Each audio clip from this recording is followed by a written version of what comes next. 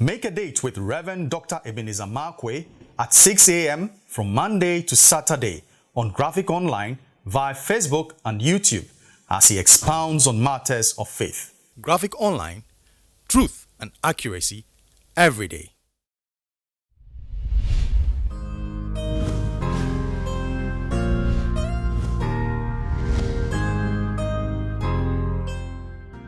Hello, this is Reverend Dr. Ebenezer Markwei of Living Streams International, bringing you matters of faith with Graphic Online. And this morning I'd like to capture my thoughts with the words, poor pity party. PPP, poor pity party. You remember when Jesus got to the pool of Bethesda, and when he got there, there was this man, lame man, at the pool of Bethesda. And then Jesus asked him a question. And then let's look at his response. First of all, let's look at the question Jesus asked him. Do you want to be healed? Do you want to walk?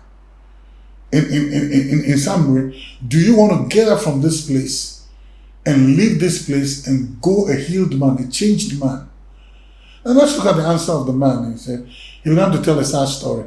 Well, I've been here for this number of years, and anytime it turns my turn, we go in by turns. When it is my turn to go in, somebody comes in and then he began to say all sorts of things. Now, the question, there are three things happening there. The question Jesus asked him, do you want to be healed? The answer to that question was yes. But then he goes on to the sad story, to tell all that this thing. Jesus didn't need that. Look at Jesus' response. He said, rise, take up your bed and walk. So Jesus didn't have time to listen to his pity party story. Jesus didn't have time to hear those pity party, all the things that the poor pity party, poor me, and he didn't have time for it. What he had time for is that he came in, he zeroed in on the need of the person. Do you want to be healed? Why don't you stop inviting people to your pity party and get up and walk on the pathway of faith? Why don't you stop telling everybody what happened to you and what they did, what they didn't do, and this and that, and rise up and walk in faith? That's what Jesus was saying. He said, you mount up with a little bit, an ounce of faith. Muster yourself with a little bit of faith. Get up and walk. Take your bed and walk. And you know what? The man did that. So all along, the potential to walk with an ounce of faith was always there.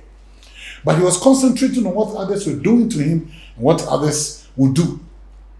And was concentrating on his negatives and concentrating on what was not, instead of concentrating on what could be. He was feasting on impossibilities when Jesus wanted him to feast on possibilities. He was feasting on what had been done to him. He was singing the song of sadness and the song of bitterness when God wanted him to sing the song of faith. You know, don't wear people out with your poor pity party story. Don't wear them out. Time is not on everybody's side, and people don't have that time to listen to that tall yarn about what happened and why then all that, the whining, groveling. No. You don't have time to, because sometimes you wear out their soul and you wear out their spirit. So Jesus, the man is talking, and that's not what his focus is not. Jesus is saying, this man needs to walk. This man needs to walk. So the man is talking and saying, rise up and walk. That's it. Stop telling your story to everyone. Get up and walk in faith. See what God can do. See you later.